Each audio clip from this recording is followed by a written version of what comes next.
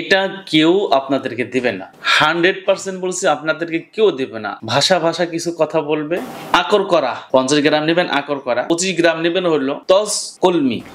আজকের বিষয়টা হলো যৌন দুর্বলতা এবং সত্য কথা কেউ আপনাকে প্রচার করবে না। এ করে দিলাম আপনাদের দোয়া পাওয়ার জন্য, মরে গেলে যেন আপনার কিছু, তবে এটা নিয়ে আবার বিক্রি করতে গিয়ে না, তাইলে কিন্তু মহা বিপদ হয়ে যাবে। কারণ এটাকে কিভাবে সংরক্ষণ করবেন। আসসালামু আলাইকুম ওয়া রাহমাতুল্লাহি ওয়া বারাকাতুহু।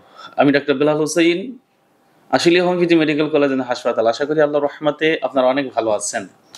আলহামদুলিল্লাহ, আমি অনেক ভালো আছি। খুবই গুরুত্বপূর্ণ একটি বিষয় নিয়ে আলোচনা করব। আমি আপনাদেরকে যা দিই এটা কেউ আপনাদেরকে দিবে না। 100% বলছি, আপনাদেরকে কেউ দিবে না। ভাষা ভাষা কিছু কথা বলবে, কিন্তু আপনি মূলভাবে এটা কেউ কাজ পাবেন না। এত মানে আমি আপনাদেরকে যা দিয়ে গেলাম এটা বুঝতে পারবেন যারা আমার এই ভিডিও নিয়ে যারা বই লিখেছেন, তাদের কাছে জিজ্ঞাসা করবেন যে আসলে আমি কি দিয়েছি। আজকের বিষয়টা হলো যৌন দুর্বলতা, বা যারা একেবারেই ধ্বজভঙ্গ, কোনোভাবেই মনে করেন উত্থান হয় না, তাদের জন্য ইসলামিক দুর্বলতা এবং যৌন দুর্বলতা যাদের আছে, সেই সমস্ত ভাইরা অবশ্যই এটা দেখবেন এবং সেবন করবেন। অবশ্যই সেবন করবেন। যৌন দুর্বলতা বিভিন্ন কারণে আসে, তবে সবচেয়ে বেশি আসে হলো পুষ্টিহীনতার কারণে, যেটাকে আমরা এনজাইম বলতে পারি, যেটাকে আমরা ভিটামিন বলতে পারি, ক্যালসিয়াম বলতে পারি, পটাশিয়াম, সব কিছু মিলেই একটা এনজাইম। সব কিছু মিলেই হলো যে আপনার শরীরে ঘাটতি আছে পুষ্টির। তো এই পুষ্টিকে যদি আপনি না দিতে পারেন, সংরক্ষণ না করতে পারেন, পুষ্টি যদি প্রবেশ না করাইতে পারেন, তাহলে আপনি জনশক্তি পাবেন না।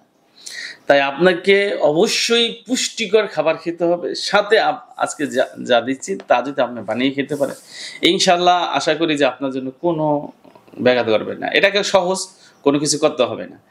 100 গ্রাম তিসি নেবেন। তিসি বুঝেন তো? তিসি ভাজা নেবেন। 100 গ্রাম তিসি ভাজা নেবেন। 50 গ্রাম নেবেন হলো আপনার আকর করা, 50 গ্রাম নেবেন আকর করা। 25 গ্রাম নেবেন হলো তস কলমি। 25 গ্রাম নেবেন হলো গাজর বীজ। 10 গ্রাম নেবেন ছোট্ট এলাচ। 10 গ্রাম নেবেন হলো পিপুল। এটা একেবারে চূর্ণ থাকতে হবে, মিহি থাকতে হবে। এইগুলি আপনাকে বায়ুরোধী পাত্রে সংরক্ষণ করতে হবে, মানে যেটা ভিতরে বায়ু যায় না, মানে কোনোভাবে হাওয়া ঢোকে না, এটার ভিতরে সংরক্ষণ রাখে। প্রতিদিন এটাকে 1 চামচ করে আপনাকে এটা খেতে হবে 2 থেকে 3 বার করে। খাবারের আগে খাবেন, মধু সহ খাবেন এটাকে। এই কয়েকটা জিনিস সব কটা আপনার পাউডার করলে সবচেয়ে ভালো। পাউডার করে এটাকে মিলিয়ে খাবেন।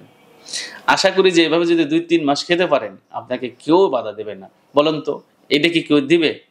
এবং সত্য কথা কেউ আপনাকে প্রচার করবে না। এ করে দিলাম আপনাদের দোয়া পাওয়ার জন্য, মরে গেলে যেন আপনার কিছু, তবে এটা নিয়ে আবার বিক্রি করতে গিয়ে না, তাইলে কিন্তু মহা বিপদ হয়ে যাবে। কারণ এটাকে কিভাবে সংরক্ষণ করবেন, কি করবেন না, এইটা কিন্তু বলা হয় নাই। শুধু খাওয়ার নিয়মটা এখানে বলা হয়েছে।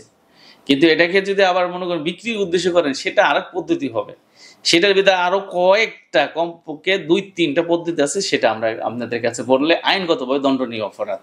তাই আজকে এখান থেকে বিদায় নিচ্ছি। বিদায় নেওয়ার আগে আপনাদের কাছে বলি, আমার চ্যানেল যারা সাবস্ক্রাইব করেন না তারা সাবস্ক্রাইব করবেন, পাশে থাকা বেল আইকনটি চেপে রাখবেন, বেশি শেয়ার করবেন। আরেকটা হলো যে আমার নামে শত বেনামে আমার ভিডিওগুলিকে ব্যবহার করে প্রতারক চক্র হালুয়াই মোহাব্বত, আপনার সাফরিন, তারপরে আপনার এখন অনেক সেবা হোমিও হল, অমুক তমুক এই সেই বিক্রি করতেছে। আপনারা থেকে বিরত থাকুন।